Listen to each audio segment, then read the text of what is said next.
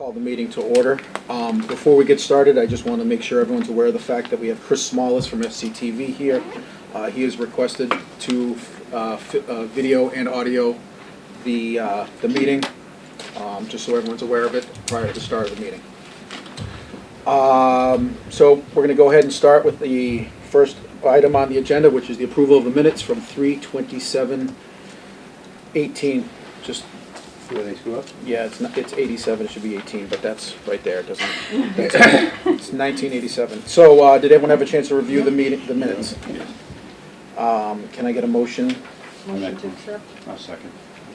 Margie, all in favor? Aye. Anyone opposed? So voted. Correspondence. I'm just going to let Bruce. Yes. Under correspondence, I received through the beach email system 49 emails. I was suggesting items to be added to the beach rule regulation list or comments about things that existed in the beach regulation or rules list. They are summarized on 3 sheets of paper in a pile in one of these sections here. I did not bring all emails with me to the meeting, nor will I be reading all of the emails, as we would add 35 to 45 minutes to the length of the meeting. So they are summarized in your paperwork that's available to the public as long as it lasts. And if you need something afterward, we'll make copies for you. So Bruce, thank you for summarizing that. We're trying to save a couple trees and summarize, as opposed to there was a lot of anecdotal stuff from what Bruce says, and we're just looking to get to the meat and potatoes. So I have no correspondence, and no one from the committee has any correspondence, as they've indicated. So we're going to move on to public comment. Before we start public comment, I'm just going to read the following. Please limit your comments to 2 minutes per individual. There'll be no debate or action taken on public comment items. The committee will take items under advisement, or the individual may request for an item to be placed on the future agenda. There are a lot of people here, so I'm not going to tell you what you can and can't say, but 2 minutes tends to go pretty quickly. So if we save the anecdotal for just the facts, I think we can get a lot more accomplished. But again, 2 minutes is your 2 minutes. What I'm going to do is I have a list of everyone who signed in. I'm just going to go right down that order. I'll call your name out, and I will give you an opportunity to speak. If I find that if we're going well over the 2 minutes, I'll just start timing everyone to make it fair and equitable for everyone. But It would be helpful to me, who has to take the minutes and interact in the meeting, if you would, when you first begin, if you would state your suggestion. I found this meeting. So I know exactly where we're going, so I can write down the bones of it, and then we'll listen. Thank you. so to get right into public comment, I'm going to Miss Lorraine. Oh, hi. I'm Lorraine Luckner, and I'm representing the Falmouth Heights Mar Vista Neighborhood Association. I am the liaison, and I come to these beach meetings regularly. I am submitting these comments, which were voted at our board meeting on April 14th. Our organization appreciates that the Beach Committee and the Board of Selectmen are undertaking steps to address the beach policy for the town. In doing so, however, we are concerned that some of the proposed changes leave too much discretion to the lifeguards. This takes their attention away from their primary focus of safety and life-saving, and they have to manage the beach behavior simultaneously. Your committee has convinced us for the past 4 years that the primary responsibility of lifeguards is safety, and that to also be overseeing the responsibility of beach rules is too much to ask. On busy days, when the lifeguards must choose water safety over lifestyle rules, the onus has fallen on the beachgoer to bring questionable activities to their attention, which draws their attention away from their primary goal, which is safety. This is asking our citizens to be responsible for maintaining rules and laws, which we think should be the responsibility of the town. Many of our members have requested that hardball, football, kite flying, and frisbee throwing should not be allowed, or be allowed only in designated areas and not on especially busy days. Leaving this to the lifeguard's discretion only complicates matters and distracts from their critical job of life-saving, which is watching the water and preventing accidents. We feel that we must respect everybody's rights to enjoy a quiet day at the beach without worrying about being in harm's way. We agree that umbrellas and tents must be firmly secured and not obstructed for the lifeguard's view of the water. We are sensitive to the UV protection. However, we request that you further define what constitutes a tent. Baby tents are protective and take little beach room. Canopies can be large and on a busy day can limit available space. First, how can lifeguards determine that tents and umbrellas are properly secured until one is blown over and potentially injuring another beachgoer?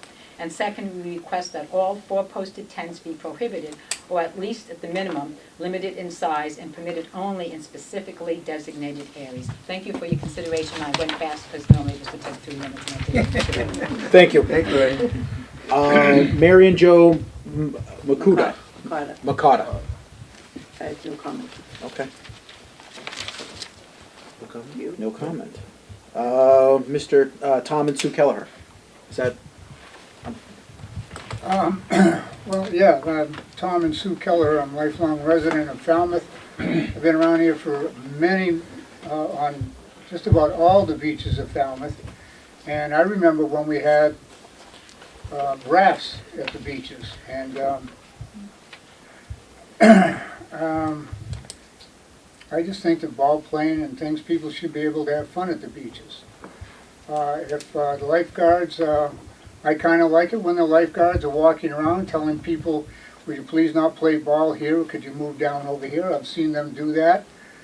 And I mean, I've observed firsthand that they do that. If people think that they shouldn't, then maybe we should have more lifeguards then. And, you know, then you can still have, they can be roaming and they can be doing something. I think it'd be relatively inexpensive comparatively to having a conservation officer or something, which I also was. I used to work for Matt Souza. And, you know, instead of having them walk around patrolling with a gun on around the beaches, I don't know if people would like that. As far as some of the tents go, I think maybe if somebody's got some bigger tents, they could come up. Right now, preferably I live in the West Falmouth area, so I like Chappaquiddick. You know, if they put their tents up against the bulkhead there, maybe the big tents, they'll be able to stay out of the sun. I do understand that, you know, some of these things now can get a little, obstruct somebody's view, but I think for the most part, I've noticed people are pretty agreeable to what the lifeguards have to say, and I've never noticed any real problem. And I do like the fact that the lifeguards interact with the people when they're out there. It gets them out of the chairs, and I mean, you know, that's not too far out. I mean, they don't have to be, I understand the height of eye, and that they get a better view of things, but they're also intermingling with the people at the same time. And they're getting a relationship established with people, and people bring things to their attention. all right.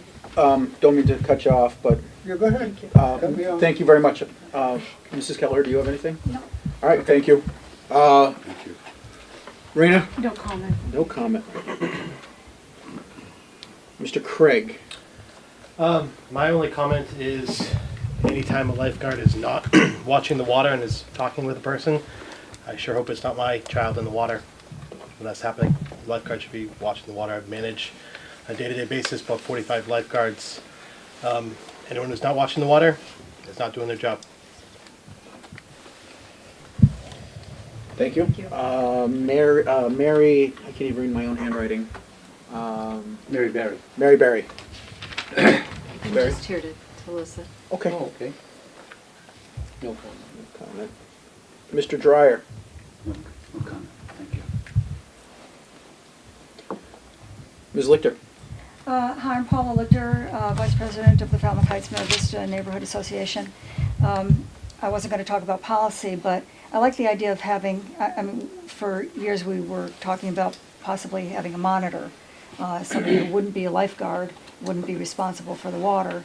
And that's something that we've discussed with you before, but it sounds like some of the suggestions are have an extra lifeguard, maybe not a paid monitor, but an extra lifeguard who's designated specifically to non-lifeguard issues, to non-water safety, but to beach issues. So that's a kind of conglomeration of that. But I have two questions that are non-policy that are specific to the Heights Beach. We understand that the vendor at the Heights Beach from last year is not returning this year, and I was wondering if you can tell us how to obtain a copy of the vendor requirements and requests for proposals, where we can get that. Yes, in the superintendent's. Yeah, as a matter of fact, the RFP for the concessions is available at the town manager's office. Oh, okay. Now, that is considered to be a mobile contract for the Heights. So the RFP that's at Town Hall is for the brick and mortar building, the fixed concession at Surf Drive. So how can we get a copy of the mobile one then? You have to just shoot me an email and I'll shoot you a draft from a very old copy that we're not using anymore. Well, who is going to be using, what are you going to be using to choose a vendor for this coming year? I'm working with the town manager on that. That hasn't been decided, I haven't been told. Okay, all right, very good. We're All right. trying our best to get you something. It Okay. may only revert back to ice cream and no longer be the hot foods that Don worked so hard to find and get you, and then Yeah. get a good quality. Well, the hot foods were great, except the litter was terrible. Okay. All right, Okay. so my second question is, can you tell us if the police department has scheduled anybody, a police detail for the Heights and Bristol beaches for this year? We think that the past 2 years with having an officer has been very helpful for the legal kinds of things, you know, drinking. My suggestion there, no, the answer, the short Didn't know answer if is you no, knew. we haven't. Okay, We haven't had our preseason meeting. We generally don't have that until the end of May, the 1st of June. My Right. suggestion to you would be to reach out to Captain Smith and Captain Reed and express your pleasure with what has happened in the past, if that's a correct word to use, and your desire to have another person there, Captain who? Captain Reed Okay, and Captain Smith. thank you. Yeah, they're both very approachable, listening kind of guys, and they actually do the lion's share of most of the assignments, including who we get at Old Silver and who's at Goodwill Park and that sort of thing. So they're the contact people you should reach out to. Great, thank you very much. That's all I have. I have some comments from the Solid Waste Advisory Committee in regard to the regulations on the beach. Shall I save it for, I did submit them. Shall my comments be saved for a discussion later or now? They were acknowledged in the email summary, Linda. Right. So is this is this the time to speak to them, or is it? Yes, yeah. Okay, This is the all right, that's good. Linda Davis, I'm Chair of the Solid Waste Advisory Committee in Falmouth. And certainly you know that we are concerned with trash of all kinds, of litter, waste, what we're doing with it, what we're not doing with it. And some of you may have read the two-part series in the Times about litter on Cape Cod, litter on all the beaches. And we feel that short-term here, that we can add something to the beach regulations that deal with trash. I think you have to know that there are state regulations about how trash should be treated. And we need to do that everywhere, including the beaches. That being said, we are, I say we, my committee, working with other committees in 15 towns, are going to try to work over this next season to look at a comprehensive policy of what we expect on the beaches in all 15 towns, whether it's Falmouth, Brewster, so that there's this continuity, number one. Number two, we feel that there's money that will help us to educate people, to get the word out. And my personal feeling about trash on the beach is what our policy in the federal government is for open space and parks, is what you pack in, you pack out. That's a whole other way of dealing with it. And I can't speak too much to it right now, but it's going to be something we're going to work on for this coming year. And I hope that next year at this time when I'm here, there's going to be a Cape-wide policy that will support the kind of behavior that we expect from people on these beaches, not just with litter. Thank you, Linda. So I did make some comments that I sent. I do believe in the regulations. You need to include how people need to treat their trash as the present policy exists. Okay, thank you, Linda. Thank you. Did anyone else come in for public comment? that I can't see. Oh, that's... What's his name? You gotta sign in, otherwise I can't give him credit. Hi, How are you? I'm, Greg, just so you know, public comments limited to 2 minutes.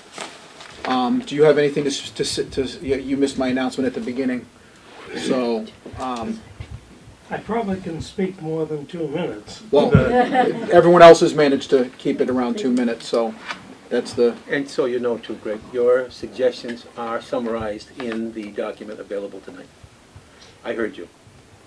Okay, Okay. all right, since you heard me, Bruce. Yes, sir. I will limit it to 2 minutes and just say to each and every one of you Yep. that, well, I'm glad that Hey, Greg. you're with us. I'd just like to say that we've got to start treating our beaches as a business and not so much as something that we operated last year or the year before. You don't get a second chance to make a first impression, so therefore we've got to clean up our beaches. We've got to make them look respectable, and we have to make them look attractive. Because if we don't, people are going to go to other beaches in other towns. They may even move to other towns. In my comments that I made in my suggestions, I said that the beaches and our waterways are our Falmouth's greatest assets. People move here for a reason, and the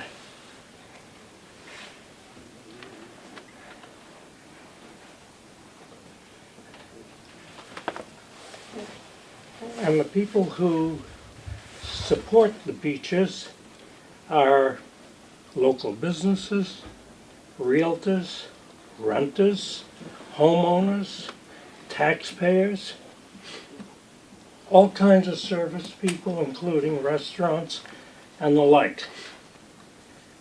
I just feel that we have to treat them as a business and realize that if you want to make money, you got to spend money. And if spending money on our beaches and improving the parking lots and everything means that we've got to put money into them, people are going to appreciate it and support us.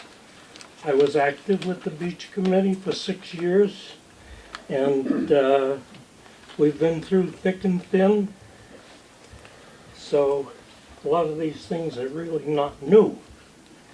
But we have to look at it as a business. I hope my 2 minutes has included my feelings. yes, thank you, Greg. All right, since no one else has come in and seeing as there's no other, no other people to speak, I'm gonna go ahead and close public comment. And I'm going to move forward to review the suggested beach policies. We have heard everything that everyone has said, and I thank everyone for speaking, and your comments have been noted. So, for those of you who are what? And your brevity. And your brevity, yes. Moving on to agenda item 4. So to start this off, just so for the people who haven't been here before, we're going to just kind of review the brief history behind the beach rules and regulations and where they came from. Not this past town meeting, but the town meeting prior to that. The town meeting members voted Article 12, which briefly talked about the selectmen being granted authority to create a rule and regulation policy for the town of Falmouth. There was a meeting with the chair of the Board of Selectmen here at the beach committee meeting back in November, where we came up with a kind of a framework with which we were going to work on this. We met last month, and we had our first draft, which was put together by this acting superintendent and myself, which was a combination of researching various beach rules around the Cape and putting into recommendation what was felt to be the best for the town of Falmouth beaches. We have to remember something, a couple things as we move forward. Well, first of all, we'll go back. There was 49 emails, as Bruce indicated, that were sent, that were replied to. Again, I asked Bruce to summarize these. All of these were passed out to the membership before the meeting so that we would have an opportunity to review them and use these to augment, modify anything that had already been discussed during our last meeting so that we can go ahead and vote on these to move forward to present these to the selectmen at a date to be determined.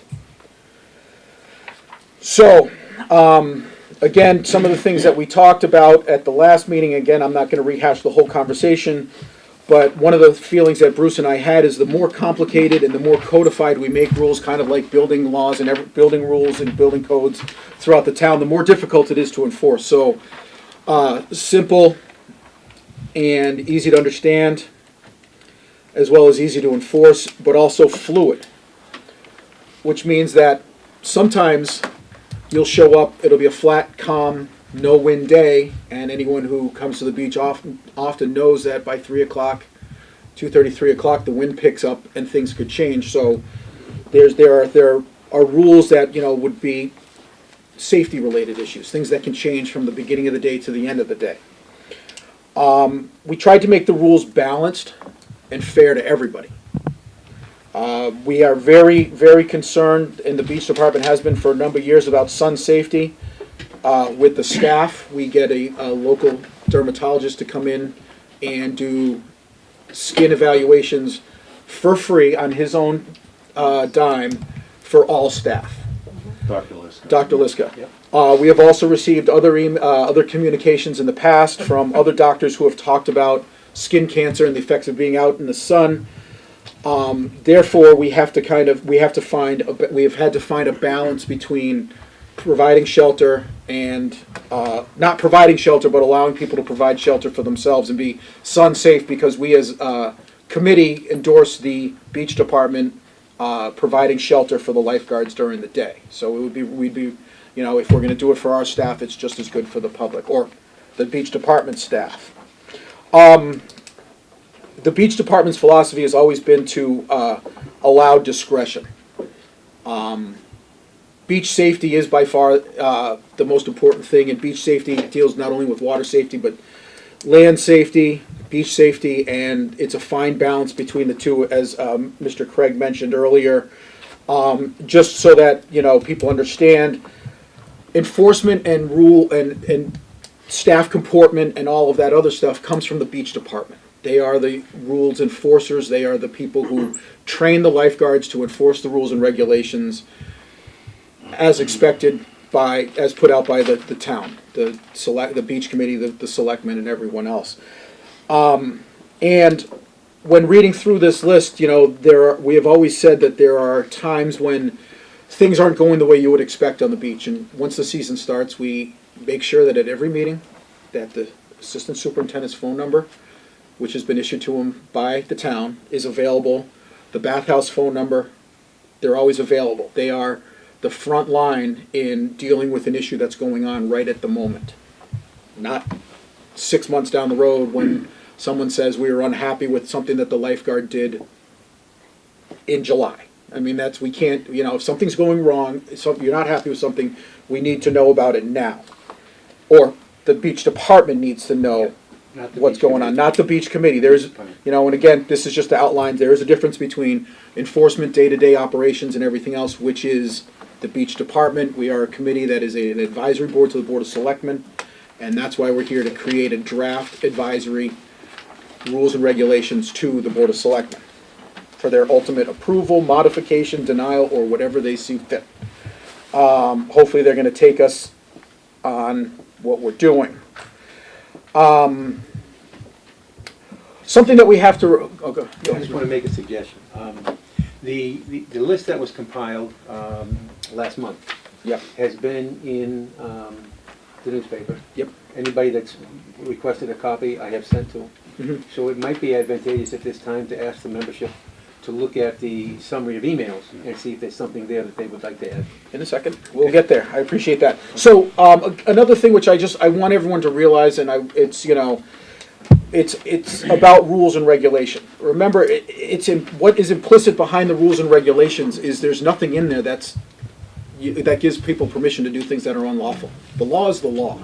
And the rules and regulations aren't meant to circumvent the law or anything else like that. So an example of that would be, you know, alcoholic beverages are not allowed on the beach. There's an open container law in the town of Falmouth. So all we're doing is reiterating a law that is already in place. The other thing is rules and regulations are there to help define what ordinary lawful things are. Does everyone on the committee understand that? So there's no law against playing with a beach ball. What it is the rules and regulations help define when, where, and everything else. It can be done. So it's important to understand the purpose of rules and regulations. So, short of a couple other things which we will cover as we go through the discussion of the rules and regulations, what I'm going to ask the committee basically is the same thing that Bruce just brought up, is if everyone's had a chance to look at the rules summary that we've done, as well as the regulations.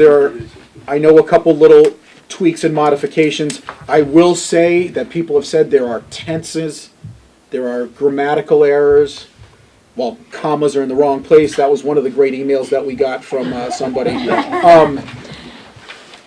What we're going to do is once we will strive to make it as grammatically correct as possible. I'm sure it will not pass the selectman's desk and be put into town rules and regulations without being grammatically correct and or proper. I mean, I'm sure it'll be reviewed probably by the legal counsel. I know it'll be reviewed by legal counsel before anything goes into formalization. Doug, am I correct on that? Yeah. Okay, so in an orderly fashion, what I'm going to just do is, Paul, since you're at the head of the table, what I'm going to just, are there any things in here that you would either like to highlight or, kind of modify to the current existing rules which are in front of you as listed as draft 2? Well, I think the umbrellas and the tents and whatnot, does it make sense to put some sort of a size guideline and say, look, no larger, and what's the policy, in other towns? What's the largest tent that people can do to start with? There's only one town in all of Cape Cod that mentions size of tents. Mhm. It's Dennis, and it cannot be bigger than 10 by 10. Yeah, which seems extreme. with It's our the small most common beaches. size that you could buy at Ocean State or Right. Walmart or anything else. Yeah, That's a canopy. It's really not a tent. People sell Yeah. paint everything the same brush, but okay, it's really a canopy. all right. And the other thing that is in concert with that rule about size is that they cannot block the path or line of sight from a lifeguard to the water. Yeah, Neither path, right. So the backside of the beach, the backside would be behind the chair. which makes a bunch of sense. Right. So it's- do we talk about the size and putting a limit on that to just, sort of draw a line somewhere? Is that worth talking about? Another thing that, switching gears, Well, maybe we need to just discuss what Yeah. that one item Okay. is, so we clear it up for you. Yeah, Yeah. so, as it was discussed, I'm sorry, Margie, go We ahead. brought it up Go ahead. last time, and somebody had concerns about all of a sudden if there's three, put together, so then that would be like 30 feet, and then, so then it started snowballing, but I kinda think Paul had, just because Dennis is the only one on the Cape that does that, maybe we should think of jumping on board. What's your suggestion?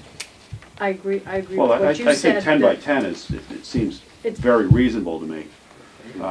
But I think that from a safety standpoint, people have to be really careful about how they secure them, because if a good wind comes up, somebody's gonna get whacked. I intend it to be one of the focus points of orientation Yeah, and my head guide meetings. yeah, There's lots of things that are gonna be right.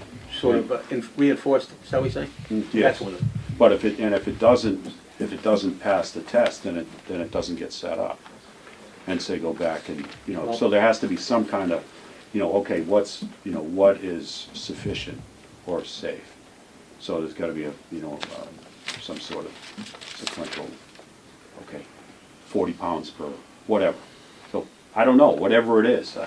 I've seen those things fly on job sites. And I have for my many years as Yeah. well. I'm not sure we can measure it in pounds. Okay. Right. We might be able to be subjective somewhat, give it a good shake and see if it moves. Yeah. But in terms of measuring in foot-pounds or pressure to lift up, I can't afford to have a torque wrench for every beach. I get it. Okay. I don't know if it would be even successful to say anyone who puts one up has to be liable for the safety of it. I don't know And how. that would have to be for legal counsel. It's a good point, though. I think it becomes, it's a public beach, so I mean, I think we create If you're authorizing them to use it Yeah, you on that take the public beach, liability. now you're liable for it, Right. right? But the same argument could be made for the opposite, that if we're not allowing to do it, if we're not giving the opportunity to protect themselves from the sun, are we liable for them getting that sunburn? So, I Yeah. mean, that's why I talked about the delicate balance between, you know, where we stand. And I'm not an attorney, don't pretend to be one or anything else like that. I just bringing up the counterpoint. Probably won't really get out of the liability, but it might be good to add a little bit of language and just say that they're responsible for the securing of it, just to give them Yeah, a heads up that they should try to be responsible. and I think 10 by 10 seems like a reasonable size, at least that's my opinion. Dan, how do you feel about that? I think what 10 by 10 is large, but I think it probably is about over what a family will own and have, so maybe that's right. Okay, so, I'm more I'm more upset, or, well, we're not, we're No. working through tents right now. okay, Is this well, about tents or? I'm going to umbrellas, Okay. Okay. and I think they should have beach umbrellas, not patio umbrellas. Yeah, There's a big difference. yeah. And I will tell you, I have seen a table this size taken up 10 feet and gone across Route 28 between cars where 3 of us sat there and went, oh Christ, no, please, please, and didn't hit anything. But a big umbrella in a good pup is not going to hold in sand. I don't care what you say. And again, I think when we, I think we Yes. spend too much time looking at, you know, again, I think that can revert back to the training with the lifeguards. If you see someone walking down with a patio umbrella, the lifeguard can almost can look at it and say, you know what, that's dangerous in its essence, and could stop that before it even. So, I'm just, you know, yeah, no, yeah. forewarned. So, by consensus then, I mean, is everyone in agreement? I you know, have a dimension issue, but I'm not gonna, you know, if the majority of us wanna go ahead and add, the tents are not to exceed 10 by 10. Well, that's like 3 chairs astride. And it's, you know, if people are trying to stay out of it, you've got a reasonable sized chair, you're gonna have 3 or 3 in a little kid's chair, you know, boom, boom, boom, that fits within a 10-foot, and that gives them space to have, you know, bags and supplies and whatnot. That seems reasonable. Okay. I mean, I don't want to be the fun police here, that's the problem. Is, you know, try to take care of everybody, and we all have to be in the same, Right. you know, in the same beach. So, is everyone in agreement with amending this to just to 10 by 10? 10 by 10. Yes. Okay. I think that's reasonable. Yeah. A family of 4, you got bags Yeah, they ought to of be toys able and to- food right. for the kids, you've got chairs, you've got a cooler maybe. Yeah. Yeah, that's a lot to put under one, even a 10 by 10. Well, That think works. about it, people come with 2 blankets and lay out a big space, and so and Well, that exceeds always that. keep in mind, for everybody on the committee, always keep in mind, there are 13,000 people who take beach stickers. There are 1,300 spaces to put them. I get it. And for the last 12 to 14 years, every weekend, every beach is full by 10:30. Every beach, no matter how many rocks it's got on it, no matter how much the seaweed smells, no matter what kind of weather you have, they're all full on a weekend by 10:30, 11 o'clock. There's not enough space for the desire to go to the beach anymore. Well, because our beaches are so much smaller. And we're eroding. Right. And, Okay, you know, well, that's- we're in another We're, place. we're on another place. All right, Paul, anything else with your, on this? Not on the 10 thing. The one thing I think at least talk about is the idea of, like, people feeding birds, like during, you know, beach hours? Is that something that's, We already have, there's a rule already on there. okay? That talks about, let me see if I can find it. Birds flying around, crapping on people. Okay, go ahead, Bruce. Let me address the bird issue, which is the last comment. So let's, Okay. let's not get two conversations going right Yeah, no. Let me address the last bullet on the suggested list. That was never meant to be a rule or a regulation. If you read it, it says please. Please don't, right, Please is generally not in a regulation. yes. What it is a heartfelt expression of what I heard at the last meeting, to say, when people can't use a portion of the sand in the summertime, because waterfowl are being fed, and they are being trained to go and conditioned to go to cars who park in that area, and they defecate and urinate on the sand, rendering the sand unusable. You simply don't know that, and you can't tell people that, and it's just, I'm asking, please, if we could just consider maybe another location during the summertime, not a beach, and maybe that'll work. Yeah, just because Plus, I'm gonna post it, again, last year I posted and had the signs go. So, I mean, wildlife Yeah. kind of is But kind of all don't confuse encompassing. that as a rule or a regulation. It was meant to be, But it was requested by someone who came at the last meeting, and we felt it was appropriate to add that in. Yeah, And it also brought up, things we didn't know about, kids getting hurt, Right. so. so what's your feeling on that? I just needed to jump in there. no, I think at least talk about it, and, you know, if the selectmen wanna do something about it, then fine. I mean, a lot of this stuff is unenforceable anyways, because, you know, there's only so many people to watch, and there's only so many people, well, you call up, well, sorry, we're busy. And so, you know, even if we had 15 lifeguards on a beach, maybe we wouldn't have enough. The more rules we write, the more enforcement or potential issues, so it's, you know, where do you draw this line? Well, that's why I think we're trying to find that happy balance between them, Right. where it's, you know, again, where discretion becomes, you know, and, you know, we've said this for a while now, is that, you know, people have to be respectful of everyone else going to the beach. And, Exactly. you know, if you're gonna, That's you know, a football game at the beach on a Saturday at Old Silver is just, Bad is Not just gonna happen. disrespectful to the people around you. So I think there's something, you know, to be said, you know, that people just need to respect everyone else who's there. Great, I'm good, thank you. Dan? Well, one thing which is on here is not really, well, it is, it should be a rule. We need to keep our sand, so no people in the dunes. I really think that is an important thing, and it's a great place to go, or put a tent, or whatever it might be. You're gonna kill the foot beach grass, and the sand's gonna blow away next winter.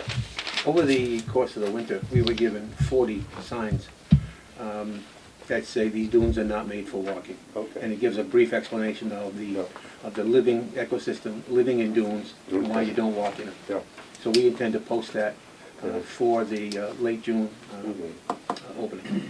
You've also got, no glass containers, and I don't know. Well, these are recommendations, and Yes, we're just. I know, I'm just saying, I thought that was, I highlighted ones that I thought of. Okay, so we'll stick on glass containers right now. How do people, are we splitting it, you know? Dan, I'll go ahead, Paul. Well, you're not gonna have a bottle of wine in a metal container, and people aren't gonna likely bring, I mean, people drink wine at the beach, glass containers, should probably frown on it. But you know, how do we enforce that? We're not gonna start opening people's coolers like, you know, like we're going through an airport line, so, No, it's illegal. no. Can't do that. Right, so I think that, you know, people just need to be respectful of others, and glass is a hazard, especially for little feet. So, For all feet. yeah, but the Lifeguards little ones catch on feet all don't the see it time. coming, and I don't disagree. You disagree? No, I don't, I think it's not a great idea to bring glass containers to the beach, but Okay. But I was more interested in the dunes. I mean, Okay. the glass or something else. The other thing is drones. And as I've been on the beach in the fall and sometimes in winter, we're having an awful lot of drones going down and playing. Go ahead, Bruce. I went and I had a meeting with one of the captains last year on drones, because I anticipated an issue. Yeah. And there are two things that the captain shared with me. Number one, Falmouth has no rule on drones. And so anybody that goes to a beach has no expectation of privacy. None. There is none. You're in a public way or place, whether you're in a downtown parking lot or a public beach, you have no expectation of privacy. However, if you know the origin of the drone and notify the police, they'll come and check it out. That's what they said. But they also looked at me and said, you have to come with the origin of the drone. You can't come and say there's a drone on the beach. They can't do that. They can't follow that. They can't find out who's got the controls. No, I'm worried about people getting hit by them. Same thing. Again, the police can't go after the person using it to stop them until they know where the operation starts from. That's what they told them. But they still want to know that there's a drone. But I'm walking about the ones that are sitting there, the kids, and they'll... Oh, no, we don't have a rule for that. We can't put one that they can't use a drone during beach hours or bathing hours, because then the lifeguards can enforce it. But after 5 o'clock, you know. Okay, But I'm working with So, you. Yeah. so how about this? I mean, obviously as part of the training with the lifeguards, we can say, if someone launches a drone on the beach, that's obviously, we It's could consider public that, market. it's an immediate public safety issue. But if we wanted to, on one of these, it says beach staff may terminate these, and we can put, or other activities. These, beach staff may terminate these, when it is deemed unsafe to the public. So now what we're doing is we're basically identifying through through the training of the beach department that, the launching of a drone, if someone is a quarter-mile away and they launch a drone and it's hovering over the beach, we have no control over where it's coming from. No, I'm talking about... Well, right, so I mean, but that goes back, that goes more towards the enforcement on the beach department end of things as opposed to, so we can, we don't even need to add that in there, we can actually just leave it as, something that'll be part of the training of drones. And again, as it was mentioned, and I'll back up just a little bit, is that this is the first round of these regulations and everything else, and as things move, because it's going to be within the power of the selectmen, if something becomes truly burdensome and something else, the selectmen do have the ability to amend these within a reasonable amount of time. Yeah, we do. So, There are people that are licensed to fly drones, and maybe that gets into a muddy area. Yeah, but they literally, it's an FCC license that, right. and so there's a fair amount of, training and. As a matter of fact, last year, we had a request from a wedding party that was getting married on the beach. And they wanted to know if the photographer could use drones. Mhm. So I called the police department again for clarification. Yeah, And they said, absolutely, there's no rule against it. yeah. Well, I know there's a And couple there of was fighters that there was no have. speculation on their part that I should go check and see if there was an FCC license either. Right, well, that's not your job. Yeah, no, it's muddy. All right, Dan? Thank you. No, I'm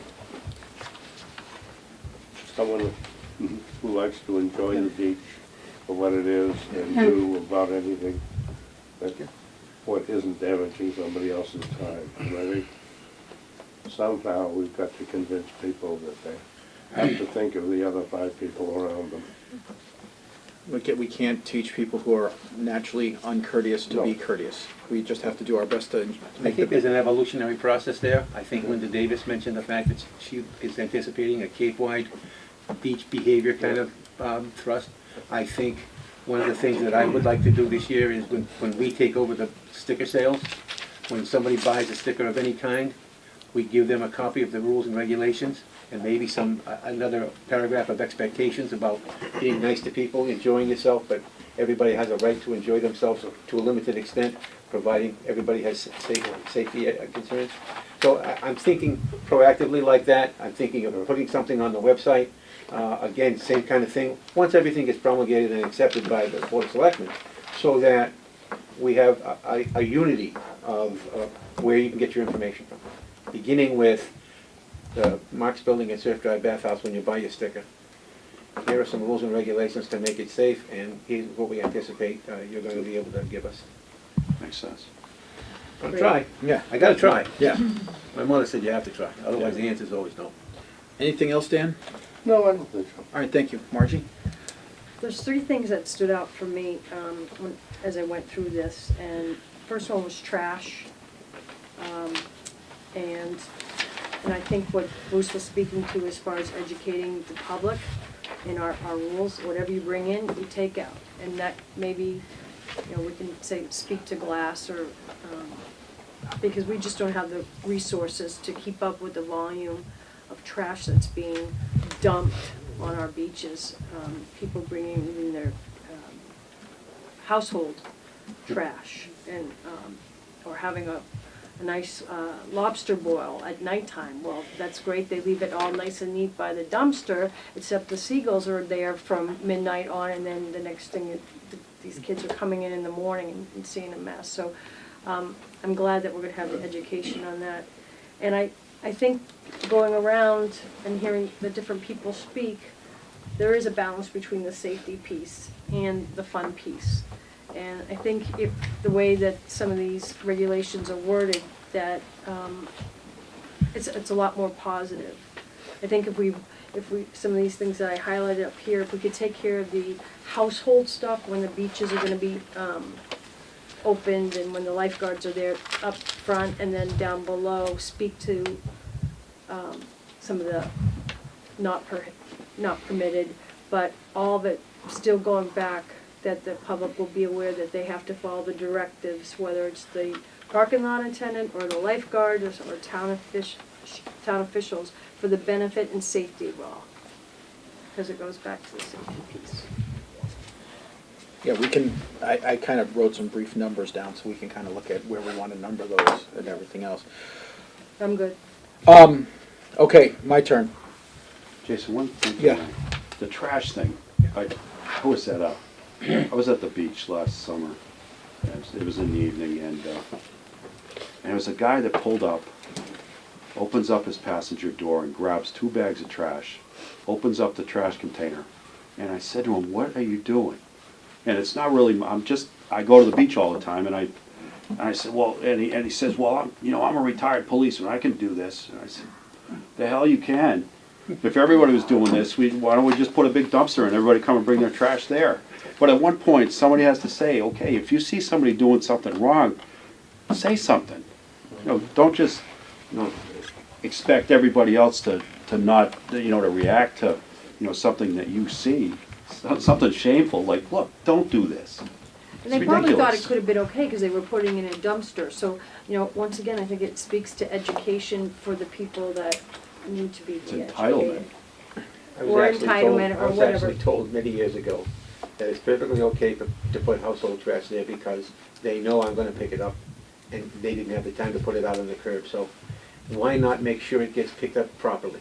Throw it on the beach, put it in the garbage can for the DPW, take it to the harbor, somebody will pick it up who belongs to it, and somebody will clean it up and make sure that the environment's taken care of.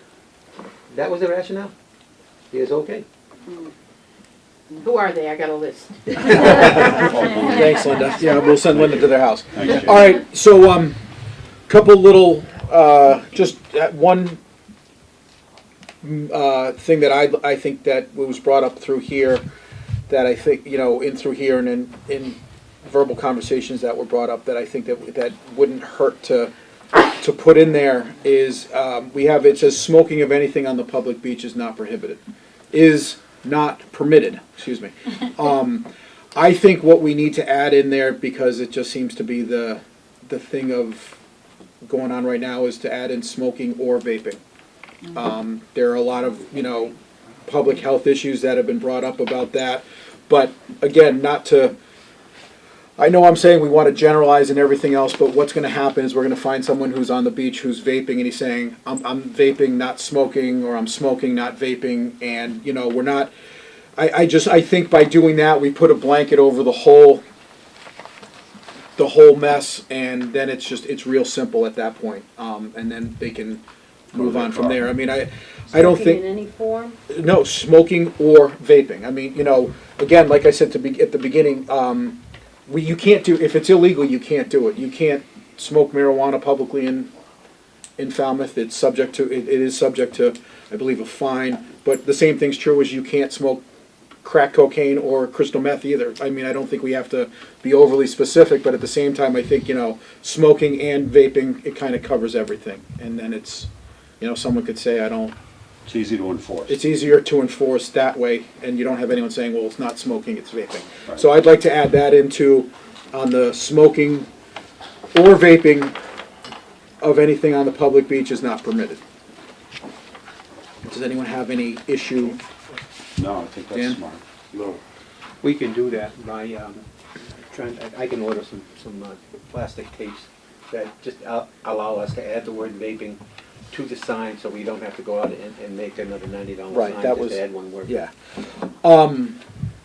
Other than that, I think it's more of, public information and maybe to answer a couple questions that were brought up during the public discussion so that people don't think they didn't even listen to what we had to say. Obviously, we are, or the beach department, and I'm going to say we because it's a collective, everyone's sitting here at the table, but the beach department is having the lifeguards focus on what is, beach safety and what is primarily important. And I don't want to say anything secondary or tertiary, but there are definitely things that, it's like I said a number of meetings ago, it happens in all public safety. Things get prioritized. And I think the beach department has done a great job on teaching the lifeguards what is a primary thing and what is a secondary thing. And if anyone wants to, I don't want to go into police practices or fire department practices or anything else, but there are certainly things, and I'll just basically say, if you compare a domestic dispute going on in someone's house and a burglar alarm going off, there is definitely one thing that has a higher priority than the other. I think that the beach department is doing a good job in training their lifeguards to notice what is a priority at what time. When talking about setting up designated areas for ball playing, tent areas, or anything else like that, I think we tap into a resident ire that that's very deep rooted. And a couple people over the years that we've been doing this have said, on this part of the beach, right here, whether it's on Minot, Chappie, Magansett, or anything else, they've gone there with their grandparents. Their parents went before there, and they have a very special connection to that area of the beach. And people have said, that's where I want to, that's what they consider, and I know it's a public beach, they say, that's my part of the beach. They have very fond memories and pictures and everything else. So to say, well, this is now the ball playing area, we are kind of tapping into somebody's, history. No, so that's so for people, so it was brought up about having a designated area, and that was one of the counter arguments that was brought up. Again, we're trying to finding a balance.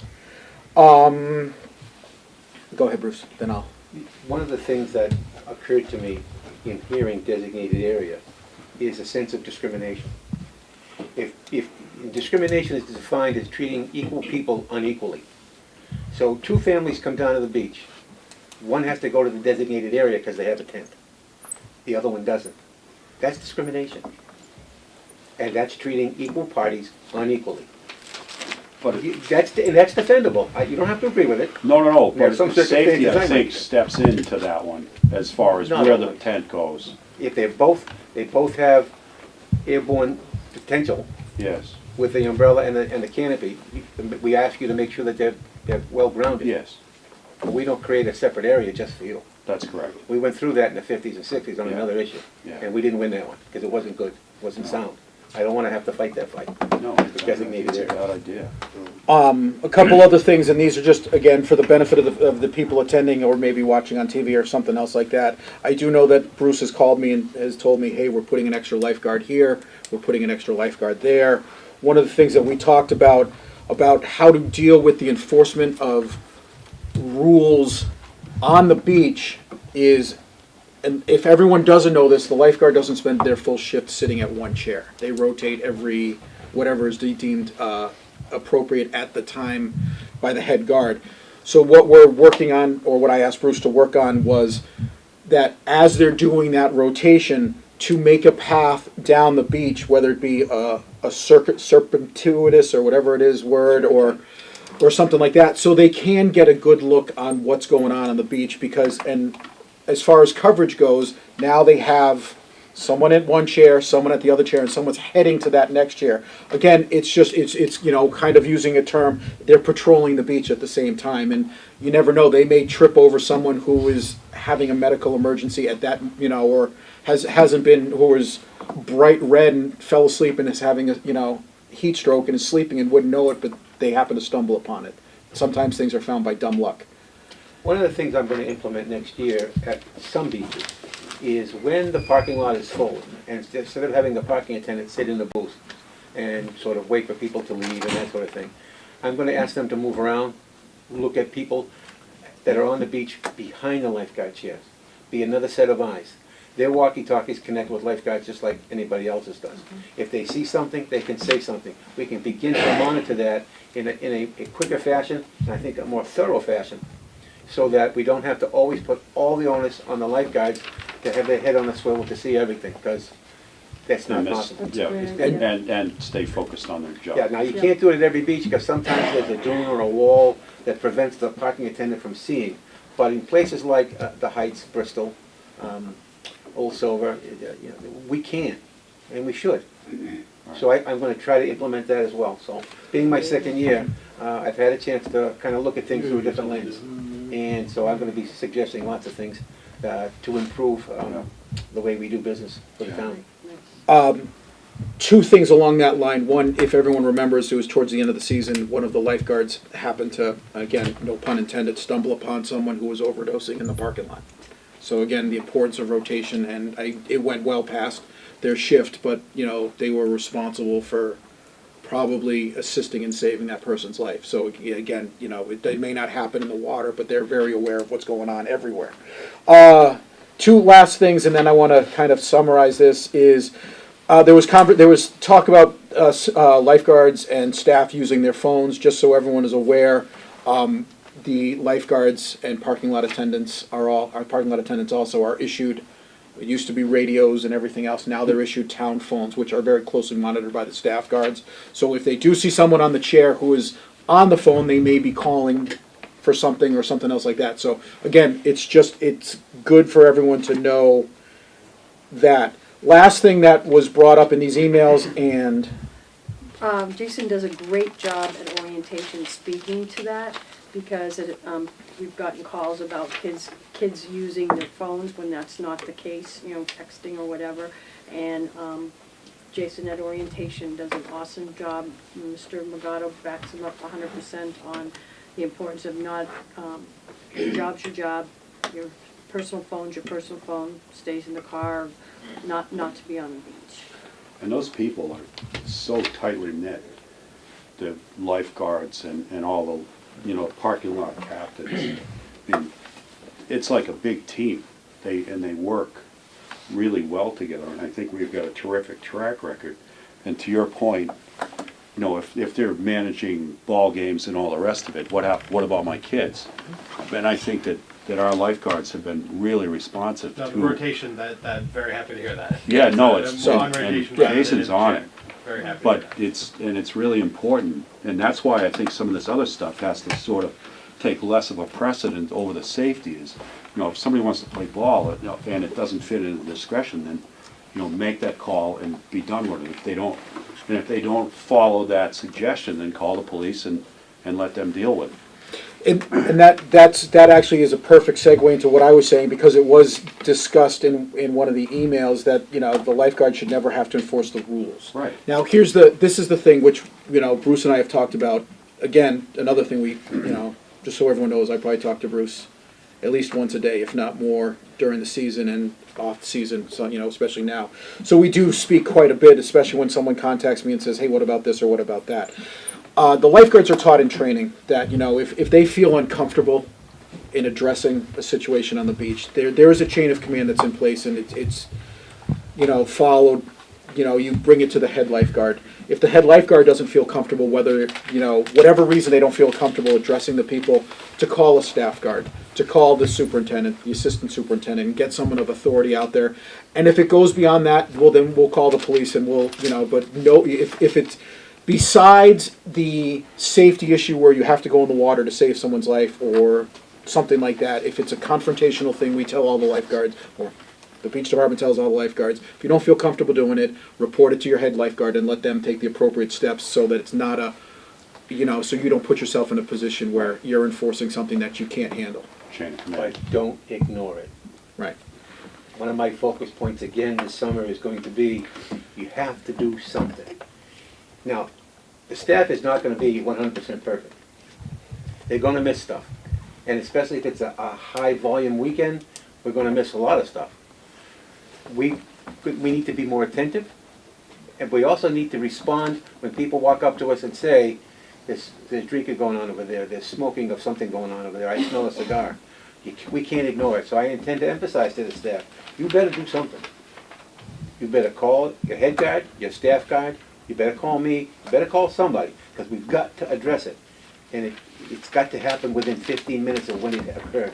Not when you get around to it, not after you go to the bathroom, not after your lunch. We have to respond.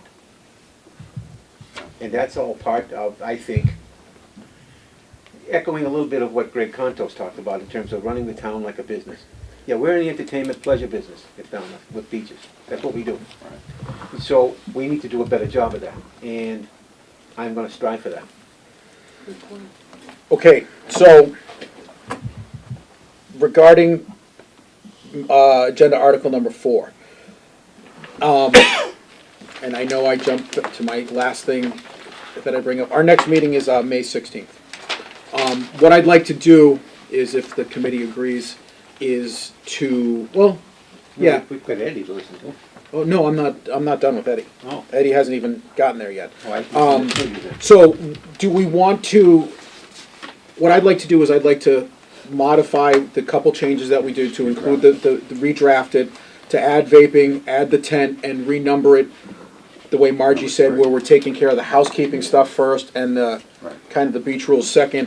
What I'd like to do, and Doug, I think this would fit into the time frame pretty good, is our next meeting would be May 16th, where a final draft would be submitted to the committee for us to, basically, it would just be a vote to move this forward to the Board of Selectmen. It would take place on May 16th. It's not gonna be a discussion thing, it would just be a vote on, and then, set it up that way, because we would still have 5-6 weeks before the beach season to present it before the. Okay. Do you think that would fit into the time frame? I think so I'll just notify the chairman now that you expect to probably be resolved on May 16th, so we should be on the agenda soon after. Yeah, just because we That'll had some wording in addition, and I'd like to be able to put it out there. And when did stickers go on sale? Stickers been on sale since started January. already. So you said you wanted to give everyone the list of rules and regulations when they bought their stickers? When we sell them. Okay. We're so not you selling them. Town Yeah. Hall is. So when is? When So do you can buy stickers year round. We take over April 30th. there's So is no- your, there's so no- as your point, yeah, all the there'll ones be- that are being sold right now are not getting. And the ones after April 30th before No. May 16th. Yes. They Well, won't- that's, I We mean, can't you give know. them something until it's been approved by the Board of Selectmen. No. You're right, the So, yeah, timing- the it's- timing's not sweet. Yeah, but I mean, we've always known, I mean, it's a process that we have to go through to make sure that we follow all the rules and regulations, and, there is a pretty significant, Falmouth webpage, there's been a lot of media presence, and I don't think it's gonna fall on, So as a committee, we're good with that. Yeah. Okay, so we're gonna go ahead and wrap up number 4 on the agenda. I appreciate everyone, it's been a lot of hard work and everything else on the committee to get to this point, and we will have a draft done up and ready for our next, So, our next thing is a presentation by Ed Seneschal. Ed, if you wanna come on in and. How you doing? Hold on a second, Ed, just beforehand, because I don't want to disrupt your presentation. If there's anyone who isn't interested in staying, who came for the beach and wants to get up and go, I'd rather do that before you get up in the middle of Eddie's presentation. And Could you just say what the subject of the presentation is? it says presentation by Ed Seneschal. He was talking he came to the last meeting to speak about Beach access. beach access for Paddleboards and paddle kayaks. boards and kayaks. So, Thank you. yep. Okay. Go ahead, Eddie.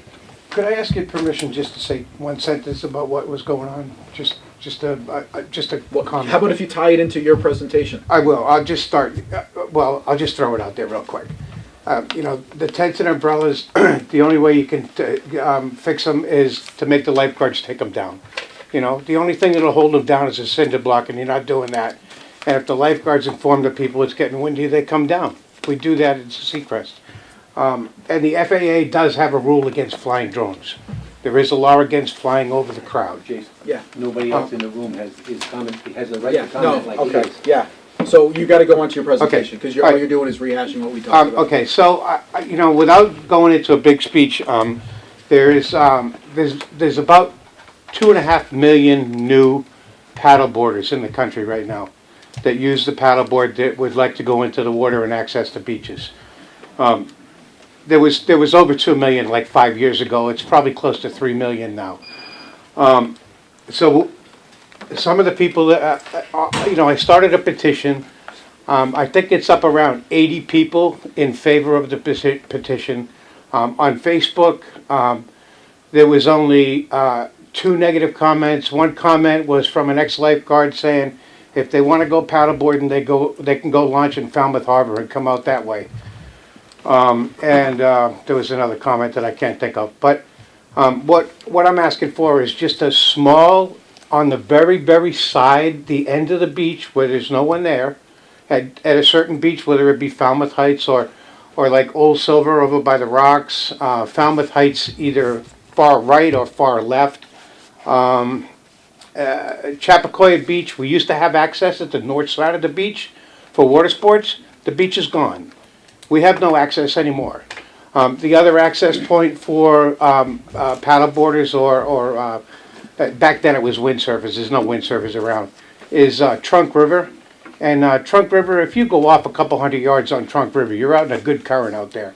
I don't really like sailing over there. If I break down, I'm into the ferry traffic. The heights, every beach can have a problem on certain days, when the wind goes offshore, when the wind picks up. In Buzzards Bay, generally, if you go out in the water there, the wind's going to blow you back to shore. Pretty much every day of the summer, the wind's going to blow you back to shore. Falmouth Heights may be a little bit different, but Woodneck Beach.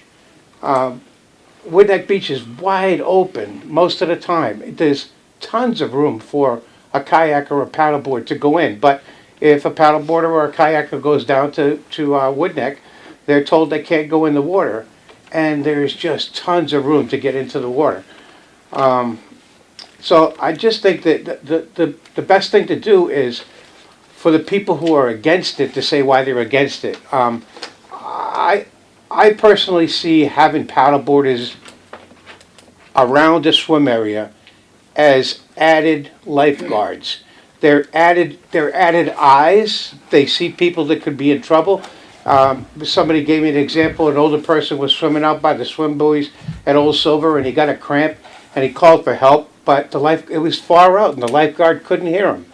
But if there was a couple of paddleboarders out there, they could be that assistance. So they're actually life-saving devices. Same thing for a kayak. So, if they're out in the deeper water and they're outside the swim buoys and someone needs assistance out there, they're closer than the lifeguard. They're going to hear a person who needs help before the lifeguard. So there's strength in numbers, I guess. Every paddleboard that's out there is a life-saving device. Every kayak that's out there is a life-saving device. I guess that's it. Paul, do you have anything for Eddie? Yeah, I think the idea of getting more paddle boards with swimmers is a really bad idea, because I know I have a paddle board, and there's nothing safe about me being on a paddle board, and it's likely I'm going to end up running into somebody. I think I need to make it clear. We want access to go outside. No, the I swimming understand area. that, but what's going to Not in happen the is swimming. then we put another thing on the lifeguard's plate to say, okay, now he's got to watch the paddle boarders because they're coming in being either blown in or brought in by the tide.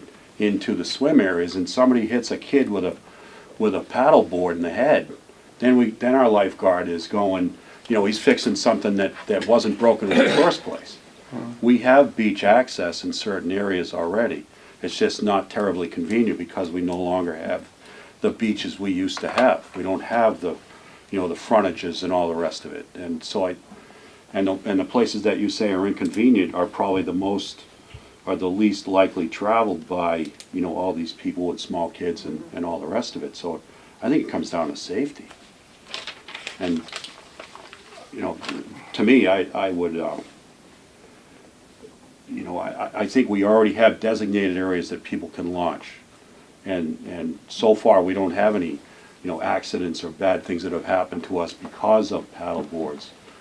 And I think that it's more likely that there's going to be an accident from a paddleboard than by us allowing more paddle boards to be in our swim areas than to not look closer at it and, already say, okay, here's where you can go. And it's served us so far.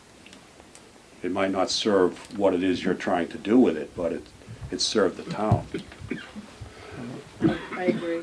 The most of the paddle boards that are out there nowadays for the last couple of years are inflatable boards, so they really can't hurt a person. Yeah, there's going to be some of the old fiberglass ones out there. If you give access at the right side of Chappaquiddick Beach, the wind is from the southwest. The paddleboard gets blown away from the swimming area.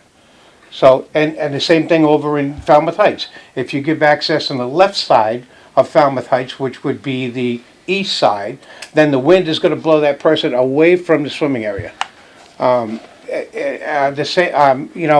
If it was access over at Woodneck and it was to the north, then that would blow the paddleboarder away from. We've had windsurfers, kite surfers, paddleboarders, and everything at Chappaquiddick Beach for years. It's never been a problem. Never. Right, and that's my point, is we already have access. But we lost that beach. Well, no, we haven't lost the beach, we just don't have the space that we used to have. And the system has worked. If it's gonna blow southwest and it's gonna pick up, then people are gonna end up in the rocks, which is what happens to the kiters on a bad day. So, and if it's gonna blow northwest, then they're gonna blow them down, they'll put it down into, close to the Black's Beach. And as far as the heights go, then you've got people that are coming into the swim zones, and then you're putting responsibilities on the lifeguards. And I just think, it's not broken right now. Dan? I mean, Chappaquiddick Beach has no room anymore in the north end. It's gone, It's even gone. though the town owns that stretch now down there. But you can go across the street and get into the harbor. That's right.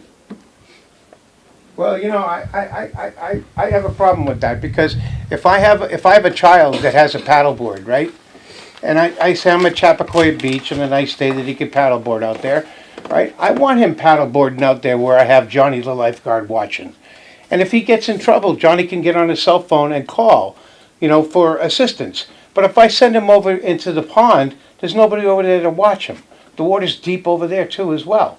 So I think that the lifeguards can be an assistant, in this case. Never, ever should a lifeguard go out past the swim buoys. It's the same thing if there was a boating accident out there. You call for assistance. You call for the harbor master, the environmental police, or whoever is in a boat in the area. But you never go out. And it's like if I was in Falmouth Heights and a family and my kid wanted to go paddleboarding, I'd say, oh, listen, don't go over there where the lifeguards can see you and assist you. Go over in the pond where nobody can see you. Well, I think what Dan is saying, and I don't want to steal his thunder or anything else. But we've said this time and time again. It's not the lifeguard's responsibility to watch your children. It's your responsibility. And I think what he's offering up is an alternative place that parents could go with their children to paddleboard. Right. Dan, do you have anything else? No. So Chappaquiddick Beach is gone, in case you didn't know, right? We can't use it, most of the time, because there's no sand in it. The sands go right into the water, so there's no beach to access it anymore.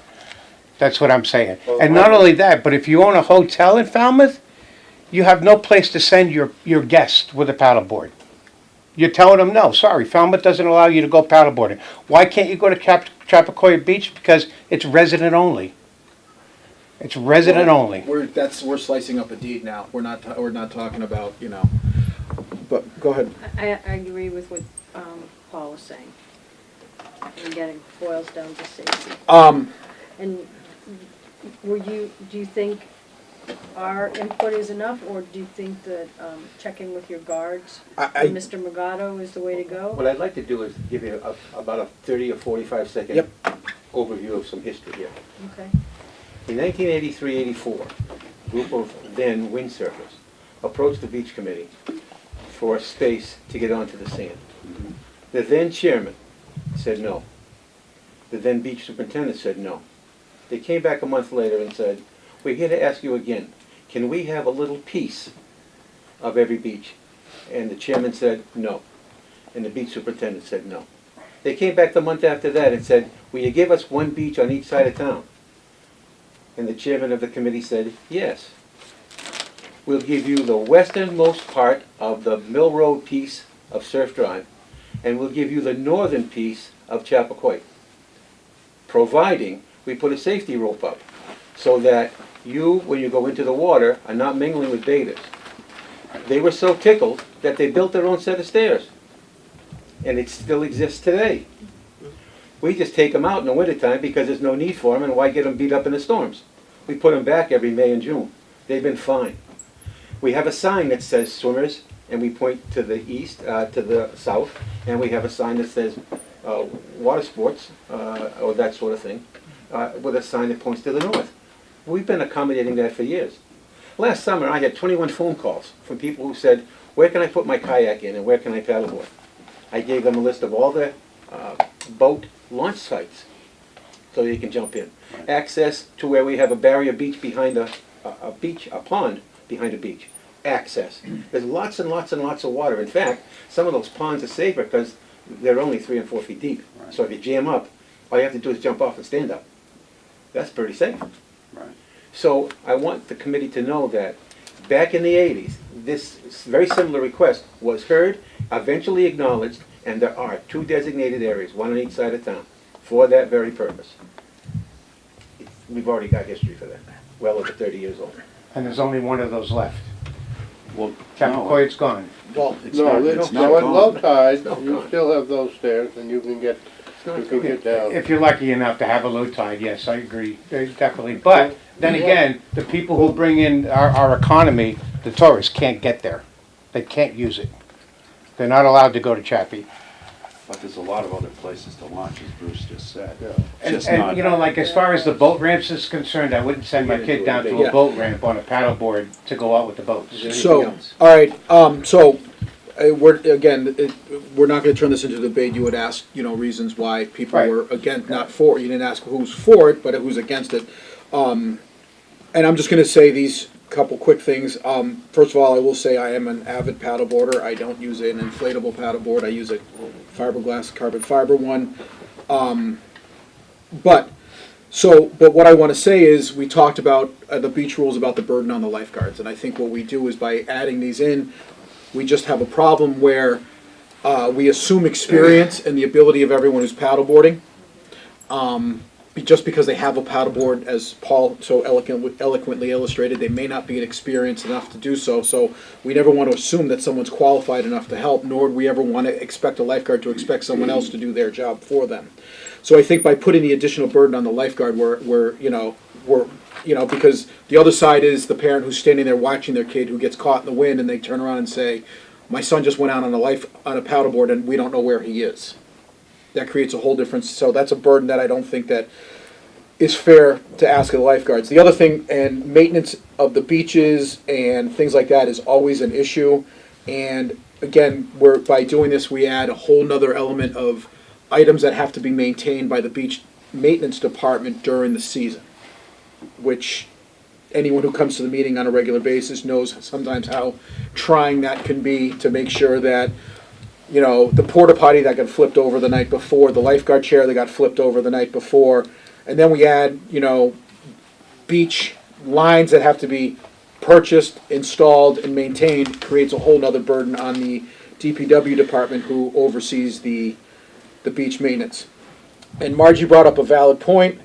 We're, as a committee, making an assumption for the operations of the beach department.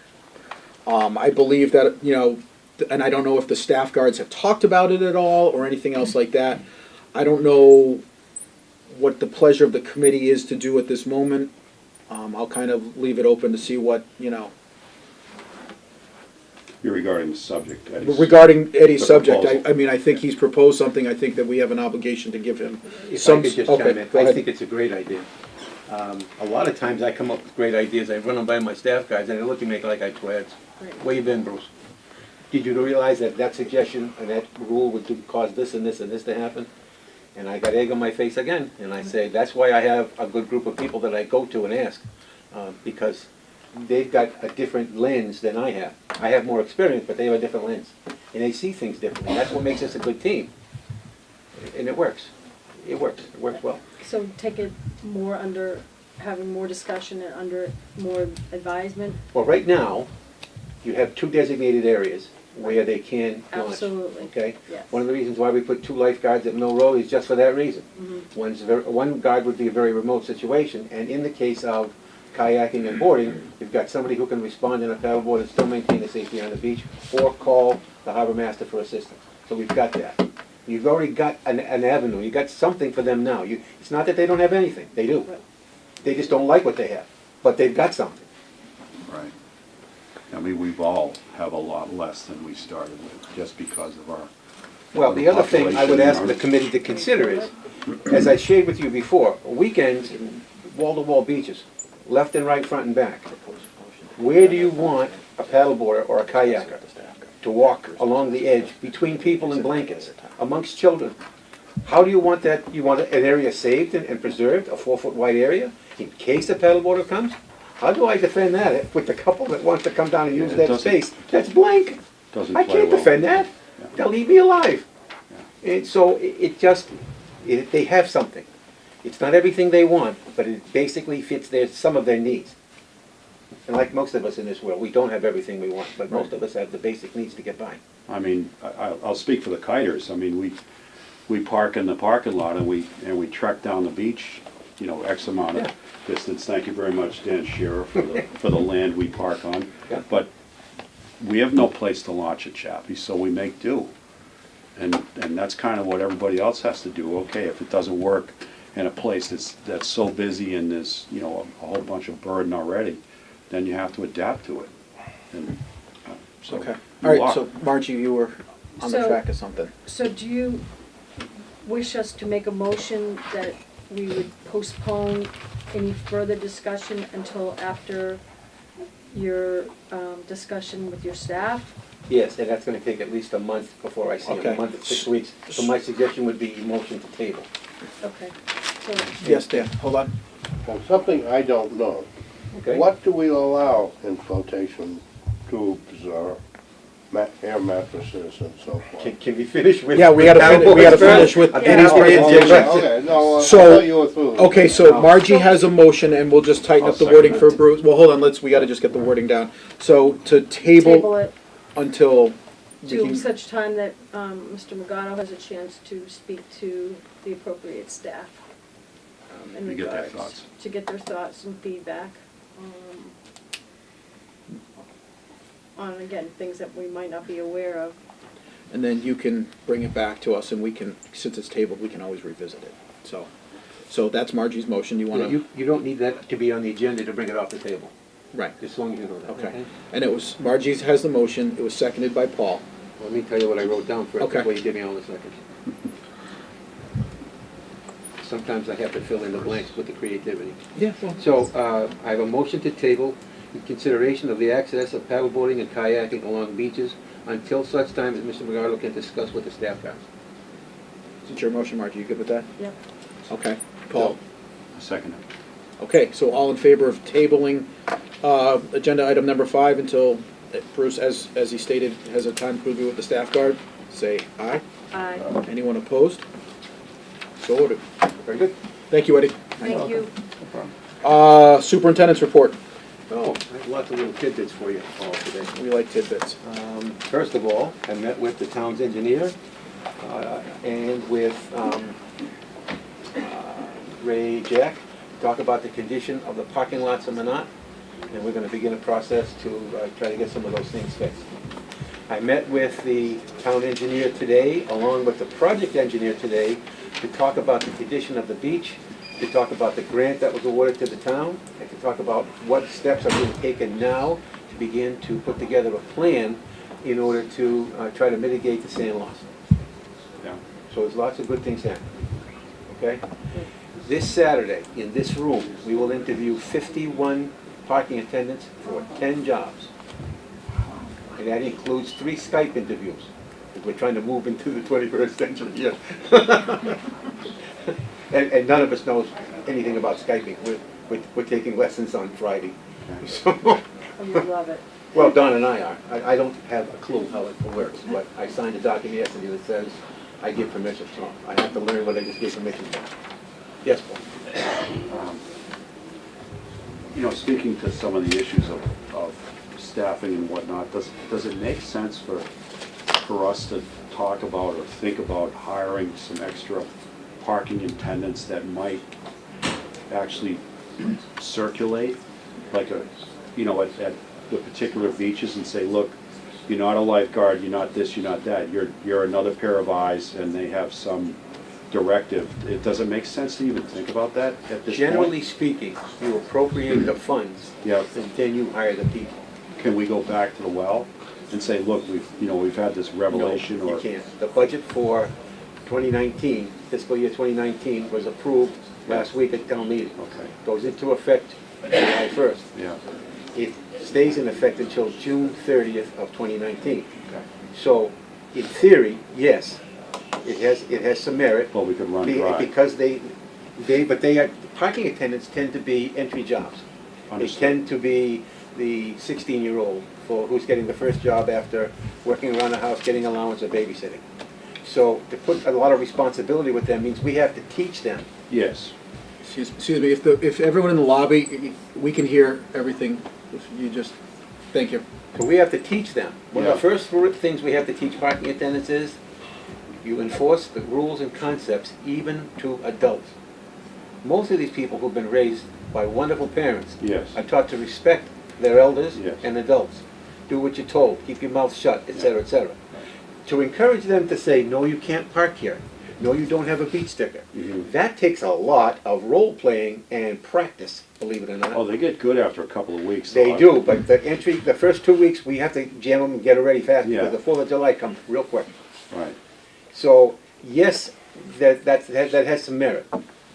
Might not be parking attendant, might be some other designated person on the payroll, but you gotta pay them. They No, can't be volunteers. I totally understand that. Yeah, Well, okay. with Doug being here and hearing what people have to say, can you keep that in the back of your mind when anything would come up with the other selectmen as far as appropriating funds for something like this? And maybe this is not the appropriate time to say No. it, but But I mean, Keep it in mind, but we just passed that. Yeah, I got that. Yeah. And the thing you should know is, the budget process starts in August, it ends with them, and then town meeting, it doesn't begin with selectmen.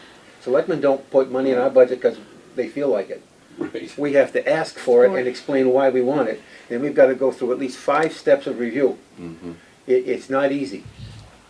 And if you don't spend what you have, then you lose it. Right. Okay, so to add it into more of my report, we have Thank you, interviews Bruce. coming here, absolutely. We have lifeguard tryouts, May 19th. We currently have 10 openings, and we are fortunate to have about 14 applicants. We are sought after by other towns wanting to know how we do that, because we're the only town that seems to have more applicants than we have positions. In fact, I've already been approached by 2 private organizations in Falmouth wanting to know if we could have our leftovers. Right. Leftovers. I get it. We don't get leftovers. What we do is we have a yes, you're hired list, and then we have a provisional list. In case somebody who wants the job takes the job and then decides later on they don't want the job. Then I've given away my bankroll, so to speak, and Yeah. I'm on the short end, so I don't wanna do that. So we talk about provisional hires and we talk about Maybe hires. that's our pool right there. Maybe that's the people. Well, my guessing is when you have 14 for 10, you're just about gonna break even. Because out of that 14, there's likely at least one, maybe two, No show. that, well, they can't cut the cheese. Yeah, got it. They just don't measure up to the other people and to the standards that we expect. We are proud of the fact that we try to hire the best of the best, Yeah, no, it's, because we want the best for the general public. right. So we want the best swimmers, we want the most athletic, we want the most mature, we want the most savvy around public relations. We actually interview that. Lifeguards just don't show up at the pool and say, okay, I'm ready for a tryout. They have to go through an interview first. The staff guides interview them.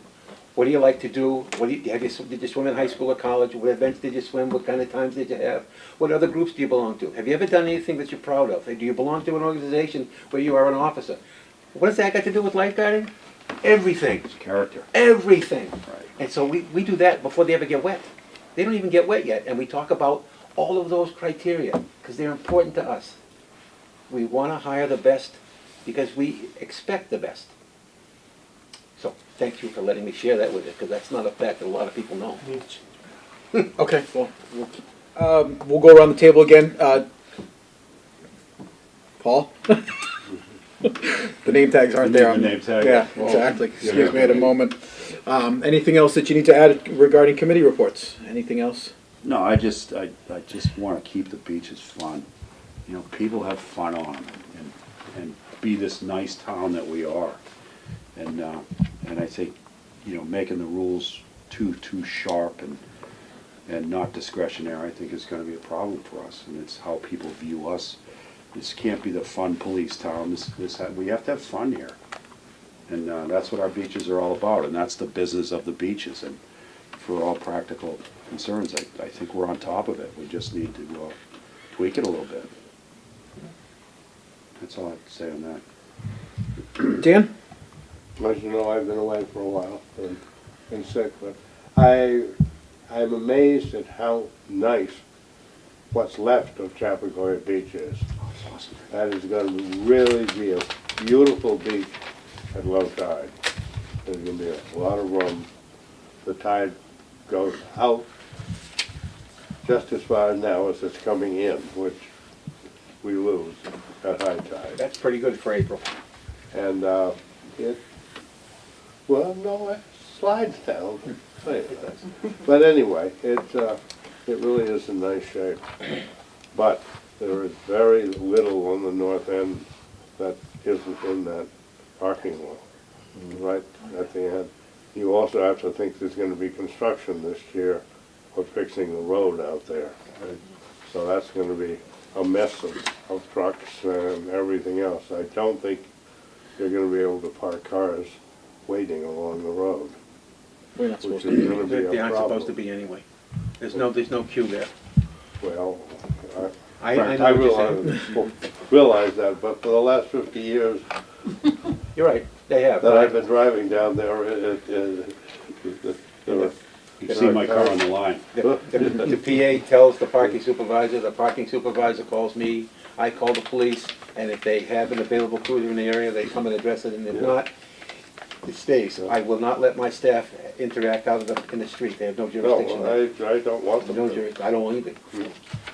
But I'm just to think that may be a problem with this year that we haven't had Yep. before. It could be. And I don't know when they're doing the job. I can call that to the police department's attention, that given the construction out there could be more needs for calls and more need for their attention. That's a good point, Dave. Thank you. Anything else, Dan? No. Glad to see you're feeling better and you're up in Yes. your last meeting. Oh, it's 6 weeks and I'm almost back to normal. That's a good sign. Margie? I want to thank the both of you for doing such a great job trying to field all these emails and putting this together. I know it took a lot of work and a lot of communication that behind the scenes. Appreciate that. I just wanted to bring to the committee's attention that the Falmouth Walk that supports the Ellington Mitchell Scholarship, which benefits any of the beach staff members that apply for it. They're having a pre-season event that I'd like to make you aware of. It's a comedy night up at the Seacrest on May 12th, which is a Saturday night at 7:30. That those monies that are raised, again, goes towards possible funding for the scholarship. Last year, I think I gave out, or my family gave out about $2,400 to various lifeguards and staff for the essays that they have written on how working for the beaches has been a positive experience for them. And Jason knows this, usually if they could bring a tear to my eye, they're gonna win the money. These kids are really hard workers, they love what they're doing, they like to have fun. They're so well interviewed and so well qualified, and so when our family has the opportunity to read some of their thoughts, it's pretty amazing, so. Excuse me, did you say Seacrest? Seacrest. Okay. Let me offer the use of the parking lot for your excess parking for the people that attend your comedy show and your money raiser. Okay. Thank you. That's it, I'm good. Doug, do you have anything to add or subtract, or? About the whole night. Just here to listen and report. All right. I first off want to thank everyone who came. The last couple meetings have been, informative. We're trying to take everything in, and as I said before, trying to find a balance. Another note, I'd like to thank Bruce. I know this has been a lot of work, as I said before, a lot of phone calls, a lot of ferreting through information, and, like I said, this has been going on between the two of us since October. November, yeah. In November, October, when we knew it was coming. Yeah. Next meeting will be May 16th. Same location. Correct?